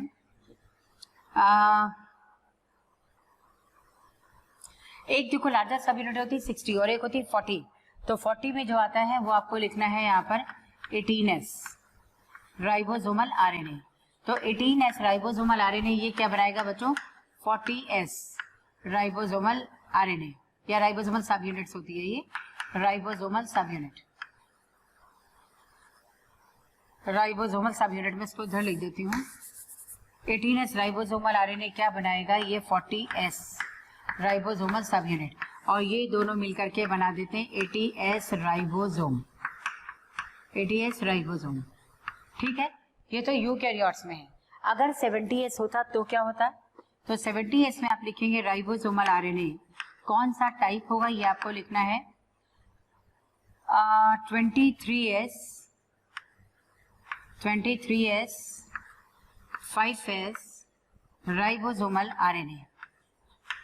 ये क्या बनाएगा? 50S। ठीक है, 50S राइबोसोमल सब यूनिट। और जो यहाँ दूसरा टाइप इसका आप लिखेंगे वो 16S राइबोसोमल आरएनए, और ये बना देगा 30S सब यूनिट राइबोसोम की, और ये बना देगा बच्चों 70S राइबोसोम। ठीक है, तो इतने टाइप के ये हो सकते हैं। अब क्योंकि ये राइबोसोम बना रहा है इससे बहुत स्थायी संरचना है। ठीक, मैंने कहा मैसेंजर आरएनए का काम क्या है? मैसेंजर आरएनए का काम मैसेज ले जाना है, और किसके लिए? प्रोटीन संश्लेषण के लिए। और दूसरा जो है राइबोसोम पर एज अ टेम्पलेट की भांति कार्य करना। राइबोसोमल आरएनए का काम क्या है बच्चों? राइबोसोमल आरएनए जो है राइबोसोम का निर्माण करता है, और इसके अलावा कुछ राइबोसोमल आरएनए उत्प्रेरक की भांति भी कार्य करते हैं, जिसे हम राइबोजाइम कहते हैं। ठीक, तो आपको लिखना है 23S राइबोसोमल आरएनए ये किसमें है? प्रोकैरियोट में। और दूसरा 28S राइबोसोमल आरएनए, ये कहलाते हैं बच्चों राइबोजाइम। राइबोजाइम उत्प्रेरक की भांति नहीं, एंजाइम की भांति कार्य करते हैं। आप लिखो एंजाइम की भांति कार्य,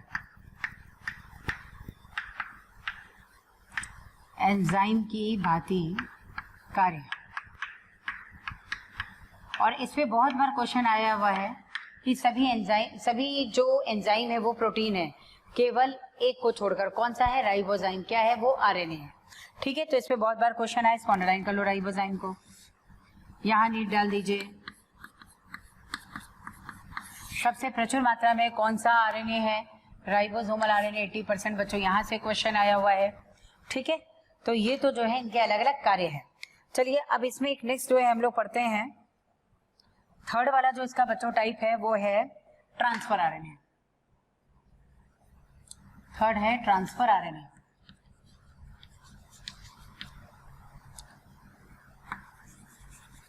ट्रांसफर आरएनए इसको कहते हैं, फुल फॉर्म हो गया ट्रांसफर आरएनए।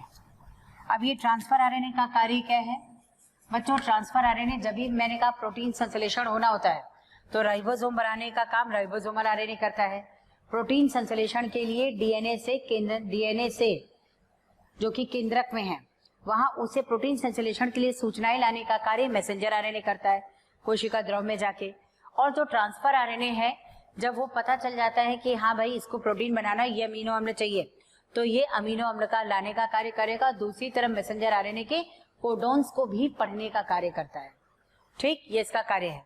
अच्छा, ये ट्रांसफर आरएनए कितना होगा? ये 10 से 15% होगा। तो आप यहाँ लिखिए 10 to 15% टोटल आरएनए का ये प्रेजेंट होगा। दूसरा अमीनो अम्ल, अमीनो एसिड लाने का कार्य, अमीनो एसिड लाने का कार्य किसके लिए? प्रोटीन संश्लेषण के लिए। और दूसरा कार्य क्या होगा? मैसेंजर आरएनए के कोडोन्स को रीड करना भी इसका कार्य। वह मैसेंजर आरएनए के कोडोन्स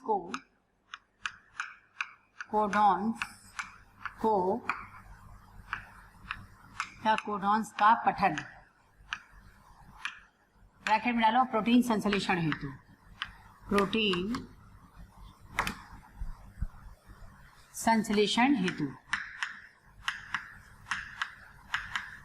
प्रोटीन संश्लेषण हेतु इसको पढ़ने का भी कार्य करता है। ठीक है, तो ये दो कार्य इसके हो गए, इसलिए इसको हम लोग क्या कहते हैं बच्चों? Soluble RNA. अतः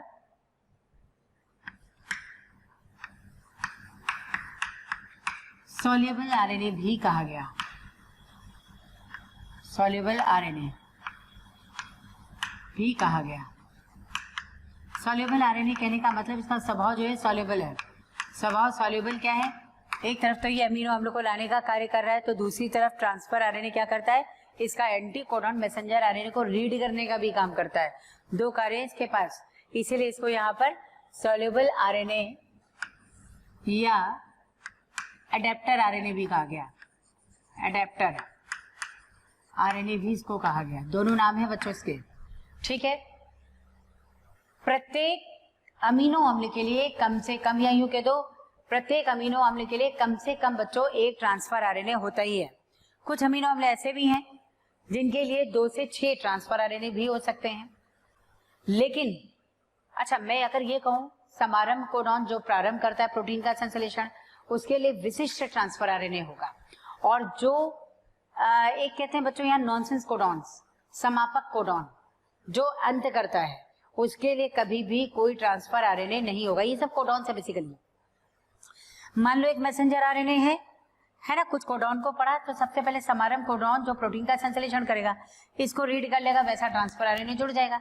अब सारे कोडॉन इनको रीड करके ट्रांसफर आरएनए अमीनो अम्ल को लाके जुड़ जाएगा। लास्ट में बच्चों यहाँ पर समापन कोडॉन होता है, मतलब अब प्रोटीन संश्लेषण समाप्त। तो इस कोडॉन के लिए कोई ट्रांसफर आरएनए नहीं होता है, यही वो कहना चाह रहा है। ठीक, तो आप लिखिएगा, आप लिखिएगा समारंभ कोडॉन, समारंभ कोडॉन, समारंभ कोडॉन। इसके लिए बच्चों यहाँ पे क्या होगा, विशिष्ट ट्रांसफर आरएनए है ना, इसका काम ही तो इसको लाना, तो विशिष्ट ट्रांसफर आरएनए कह दो। एक हो गया पॉइंट। दूसरा, प्रत्येक अमीनो एसिड, प्रत्येक अमीनो एसिड के लिए कम से कम एक ट्रांसफर आरएनए तो होगा ही होगा, एक ट्रांसफर आरएनए। ठीक है, लेकिन अगर आप यहां पे देखेंगे, तीसरा, कुछ अमीनो अम्ल, कुछ अमीनो एसिड के लिए 2 से 6 ट्रांसफर आरएनए भी हो सकते हैं, है ना, 2 से 6 भी हो सकते हैं। लेकिन आपको कहना है समापन कोडॉन जो प्रोटीन संश्लेषण का समापन कर दे, खत्म कर दे, समापन कोडॉन, इसके लिए बच्चों कोई भी ट्रांसफर आरएनए नहीं, कोई ट्रांसफर आरएनए नहीं, कोई ट्रांसफर आरएनए नहीं, मतलब इसके लिए कोई भी ट्रांसफर आरएनए यहाँ पर नहीं होगा। ये खास बात है बच्चों। जब आप इस ट्रांसफर आरएनए की संरचना देखेंगे, जब तक आरएनए एकल सूत्री है, ये इसकी प्राथमिक संरचना है, लेकिन ट्रांसफर आरएनए की जो संरचना है वो द्वितीयक है, सेकेंडरी स्ट्रक्चर है। ठीक, तो अगर संरचना हम लोग देखें तो आपको बताना है, संरचना में एक 3 डायमेंशनल है, त्रिविमीय संरचना और एक द्विविमीय संरचना। ठीक है, तो त्रिविमीय संरचना में त्रिविमीय संरचना बनेगी ना, तो त्रिविमीय संरचना में ये होगा, कैसा दिखेगा त्रिविमीय में, ये दिखेगा उल्टा एल आकृति का, उल्टे एल आकृति, उल्टे एल आकृति। ठीक, इस संरचना को किसने बताया था, किम वैज्ञानिक थे, किम के द्वारा, किम के अनुसार, किम वैज्ञानिक का नाम है। ठीक है, दूसरा जो है द्विविमीय संरचना आ जाएगी, ये आपको ध्यान रखना है, द्विविमीय संरचना। तो द्विविमीय संरचना बच्चों जो होगी वो किसकी आकृति की होगी, क्लोवर लीफ लाइक या क्लोवर के पत्ती से दृश्य संरचना। तो आपको लिखना है क्लोवर, क्लोवर कोई नहीं बोलेगा क्लोवर जो है लौंग को कहते हैं, लौंग को क्लोव कहते हैं, क्लोवर नहीं। बल्कि आप लोग बरसिम वगैरह देखते हैं तो वो उसकी 3 पत्ती होती है ना, उस जैसी संरचना है क्लोवर। क्लोवर की पर्ण सदस्य त्रिपर्ण, 3 पर्णें होती ना, त्रिपर्ण सदृश रचना, संरचना। ठीक, इसको किसने प्रस्तुत किया था, हॉली ने। तो आपको हॉली का नाम याद रखना है यहाँ पर, हॉली, हॉली का नाम इंपॉर्टेंट है बच्चों। अब ये संरचना है कैसी, चलो इस संरचना में मैं फटाफट यहाँ संरचना बना रही हूँ, आई होप बच्चों की ये आप नोट कर चुके होंगे, है ना। इधर अब ये संरचना कैसी है वो हम लोग ड्रॉ करने जा रहे हैं, फटाफट इसको ड्रॉ करिए। बहुत सिंपल है, इसमें कोई खास बहुत कॉम्प्लेक्स स्ट्रक्चर नहीं है, इसको बनाना है। एनसीईआरटी ने कैसी दी है उस संरचना को मैं यहाँ पे बनाऊंगी, लेकिन जिस संरचना से आपसे क्वेश्चन आता है आपको इसी फॉर्म में बनाना है बच्चों। तो यहाँ पे आप देखें इस तरह से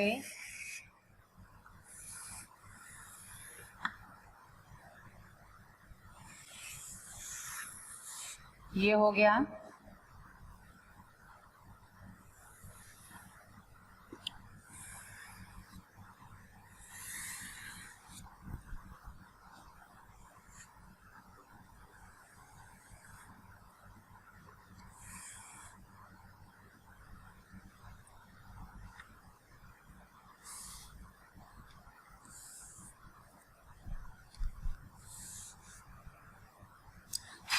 ये संरचना इस तरह की होगी बच्चों।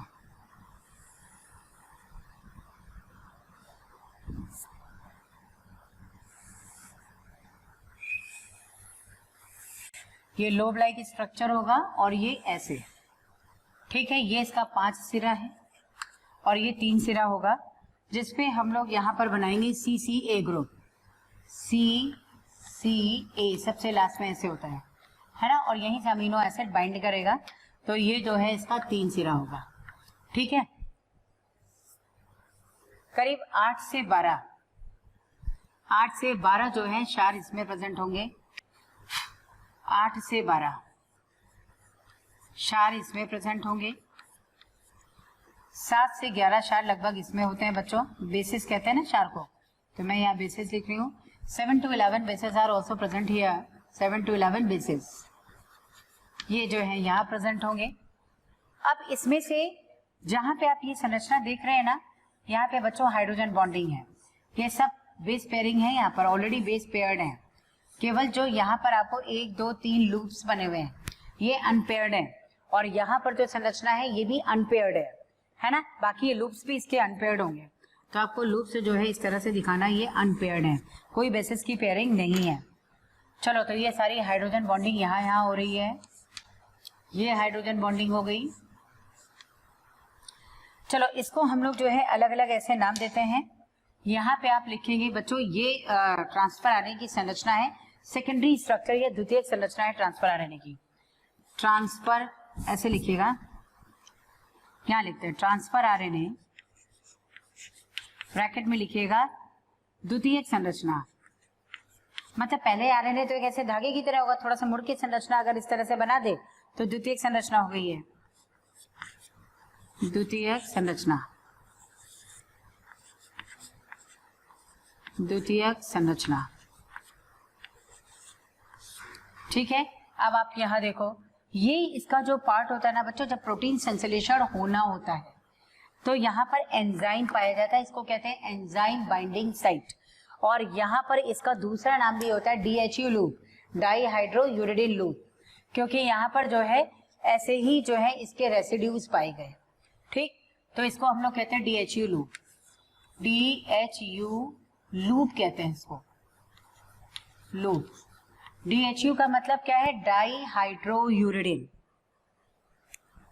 यहां लिख दीजिएगा आप डाईहाइड्रोयूरिडिन, डाईहाइड्रोयूरिडिन,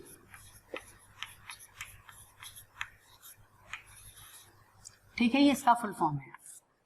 दूसरा इसी तरह से इसका नाम है बच्चों T-साई-C लूप, T-साई-C लूप कहते हैं इसको। T-साई-C लूप का काम क्या है, क्यों कहते हैं इसको ऐसा, क्योंकि थाइमीन, स्यूडोयूरिडिन एंड साइटिडिन रेसिड्यूज हैं, अवशेष है इसके, इससे इसको कह देते हैं हम ये T-साई-C लूप है। इसको कहेंगे थाइमीन, स्यूडोयूरिडिन, स्यूडो मतलब आभासी, स्यूडोयूरिडिन, स्यूडोयूरिडिन और साइटिडिन, साइटिडिन ये अवशेष हैं बच्चों, लूप मतलब रेसिड्यूज हैं, उसके बचे हुए हैं अवशेष, ठीक है। तो अवशेष हैं, या अवशेष कहते हैं इसको, रेसिड्यूज, ठीक है। और यही चीज यहाँ पर एंजाइम बाइंडिंग साइट इसी को कहते हैं, या तो कहते हैं एंजाइम बंधित होता है, एंजाइम बाइंडिंग साइट हो गया, यहाँ राइबोसोम बंधित होता है, राइबोसोम बंधन स्थल बोल दो आप, है ना। तो इसको लिखते हैं राइबोसोम, राइबोसोम बंधन स्थल, बंधन स्थल, या फिर इसको क्या कह सकते हैं, T-साई-C लूप कह दो। ऐसे ही बच्चों ये एंजाइम बंधन स्थल है, एंजाइम बंधन स्थल,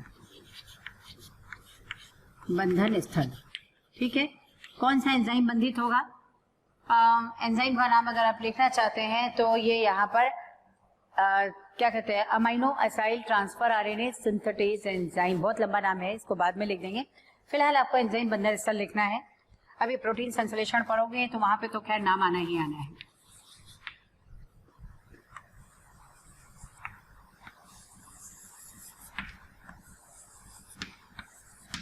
चलो अब यहाँ पे देखो बच्चों, इसमें यहाँ पर क्या होता है। बच्चों अगर आपको मेरी वीडियोस पसंद आई है तो बाकी के कंटेंट के लिए इस नंबर पे कॉल करें 1800212179। Thank you.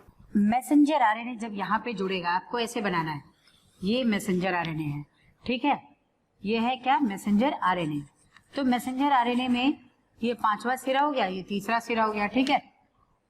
तो जाहिर सी बात है आपको ऐसे बताना, जब यहाँ पे ये इसमें क्या है, कोडॉन्स है, ये क्या है, कोडॉन्स, ये कोडॉन्स है। तो इन कोडॉन्स को रीड करने के लिए ये होगा एंटी कोडॉन साइट। तो इसको हम लोग यहाँ पे कहते हैं anti codon site, anti codon, anti codon स्थल कहलाता है। मतलब ये कोडॉन को रीड करता है। या तो एंटी कोडॉन कह दो या नो डॉक, उसी का उल्टा लिख देते हैं, नो डॉक, नो डॉक भी कहते हैं, कोडॉन का उल्टा ही नो डॉक होता है, ठीक है। यहाँ पर कुछ ऐसे एंटी कोडॉन साइट है जो इस कोडॉन को रीड करते हैं। तो सबसे पहले ट्रांसफर आरएनए को रीड करने के लिए इससे जुड़ना होगा। किस बंध के द्वारा जुड़ेगा, हाइड्रोजन बंध। ये भी तो न्यूक्लियोटाइड क्षार है बच्चों, ये भी क्षार है, तो इसके बीच में हाइड्रोजन बंध ही बनेगा। तो आपको यहाँ पे लिखना है ये हाइड्रोजन बंध, हाइड्रोजन बॉन्ड, हाइड्रोजन बॉन्ड, ठीक है। ये हाइड्रोजन बॉन्ड हो गए इनके बीच में। और ये मैसेंजर आरएनए सीधे बना हुआ है, ये इसका कोडॉन है, और ये सब क्या है यहाँ पर, एंटी कोडॉन साइट। इसको कहते हैं बच्चों वेरिएबल लूप। इसका कार्य अभी नहीं पता है, बस कार्य इसका अभी तक नहीं ज्ञात है, तो आपको इसको लिखना है वेरिएबल। वेरिएबल मतलब विभिन्न, वेरिएबल लूप किसको कहते हैं, इस वाले पार्ट को। और ये सब क्या है, ये स्टेम कहलाता है, इसको कहते हैं स्टेम। ये भी क्या कहलाता है बच्चों, स्टेम, ठीक है। ये भी स्टेम है, ये भी स्टेम है। यहाँ पे क्षार क्या है, युग्मित है, यहाँ आप लिखेंगे युग्मित क्षार, इसमें युग्मित क्षार होंगे, युग्मित क्षार। अब ये वाला स्थल जो है ये क्या बचा, ये इसको कहते हैं अमीनो एसिड बंधन स्थल, है ना। यहाँ अमीनो एसिड जुड़ेगा, तो आपको कहना है ये जो हो गया यहाँ पे, इसको लिखिएगा अमीनो एसिड या अमाइनो एसिड, अमाइनो एसिड बंधन स्थल, बंधन स्थल।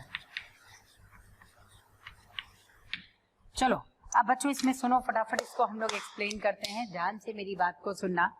ये ट्रांसफर आरएनए है। एक आरएनए सीधा बिल्कुल ऐसा था, कुछ मुड़ते मुड़ाते ऐसे करके ऐसे संरचना इसने बना ली। तो जहां पर इस तरह के हाइड्रोजन बॉन्डिंग हो जाए ना, ये संरचना क्या हो जाती है बच्चों, सेकेंडरी। मान लो एक सिंगल आरएनए की बात करो प्राइमरी स्ट्रक्चर है, डीएनए की बात करो प्राइमरी स्ट्रक्चर, लेकिन जब वो द्विसूत्री हो जाता है तो सेकेंडरी स्ट्रक्चर हो जाता है, ठीक। इसलिए हम लोग कहते हैं इस संरचना को भी क्या है, द्वितीयक संरचना। चलो अब इसमें हम लोग देखते हैं कि ट्रांसफर आरएनए इस तरह की संरचना बना क्यों रहा है। भाई काम क्या है, प्रोटीन संश्लेषण है। प्रोटीन संश्लेषण के लिए क्या क्या चाहिए, मैसेंजर आरएनए चाहिए, राइबोसोम चाहिए और ट्रांसफर आरएनए चाहिए, ठीक है, कुछ एंजाइम्स चाहिए। तो होता क्या, ये ट्रांसफर आरएनए इधर राइबोसोम से जुड़ जाएगा, इधर इसके पास खुद का जो एंजाइम है वो प्रेजेंट है, वो पर्टिकुलर एंजाइम प्रोवाइड करेगा अमीनो एसिड को, उससे पहचान हो जाएगी कि भाई यही हमारा वाला अमीनो एसिड है, और अमीनो एसिड यहाँ से आकर के जुड़ जाएगा, ठीक। कौन से अमीनो एसिड से जुड़ना है, इसके लिए ये जो इसका एंटी कोडॉन साइट है, ये मैसेंजर आरएनए के उससे जुड़कर इसके कोडॉन को पढ़ लेगा। कौन पढ़ेगा, ट्रांसफर आरएनए का बच्चों एंटी कोडॉन साइट। ध्यान से सुन लो, जो मैसेंजर आरएनए के कोडॉन्स हैं, इन मैसेंजर आरएनए के कोडॉन्स को कौन पढ़ेगा, ट्रांसफर आरएनए का ये एंटी कोडॉन साइट, इसको पढ़ लेगा। पता लग जाएगा ये ऐसे अमीनो एसिड लाने हैं। अब उसी अमीनो एसिड को लाना है, कैसे पता चलेगा, इसके लिए इसके पास होता है अपना एंजाइम। कौन सा होगा, amino acid transfer RNA synthetase enzyme, है ना, काफी छोटा नाम है। तो ये जो इस अमीनो एसिड के सहायता से अपने अमीनो एसिड की पहचान करेगा और उसी अमीनो एसिड को इस स्थल से जोड़ देगा। आपसे पूछा जाता अमीनो एसिड बंधन स्थल किधर है, ठीक एंटी कोडॉन के विपरीत दिशा में, है ना। डीएचई लूप के विपरीत क्या है, टी साई सी लूप है। तो मैंने तो ये बताया कि भाई यहाँ एंजाइम था, एंजाइम की सहायता से अमीनो एसिड को पहचान करेगा, अमीनो एसिड जोड़ लेगा, कौन सा अमीनो एसिड चाहिए, इसके लिए एंटी कोडॉन साइट कोडॉन से रीड कर लेगा, इसके लिए इसको जुड़ना होगा रीडिंग के लिए, तो जुड़ेगा हाइड्रोजन बंध द्वारा, क्योंकि ये भी क्षार है और ये भी क्षार है बच्चों। क्षार आपस में किससे जुड़ते हैं, हाइड्रोजन बंध द्वारा, डीएनए में यही पढ़ा है, ठीक है। अब यहाँ पे देखो ये वेरिएबल लूप है, बहुतों में होता भी है, कुछ कुछ ट्रांसफर आरएनए में होता है, लेकिन बहुत सारे ट्रांसफर आरएनए में नहीं होता है, लेकिन इसका कार्य अभी भी अज्ञात है और इसकी अभी रिसर्च चल रही है बच्चों, एग्जैक्ट इसका फंक्शन अभी भी नहीं पता है, तो इसको हम लोग छोड़ते हैं। अब ये जो भाग आप देख रहे हैं, ये जो भाग देख रहे हैं, ये जो भाग देख रहे हैं पूरा, ये सब क्या है, युग्मित है। तो युग्मित अवस्था में ये इस तरह से पड़े हैं।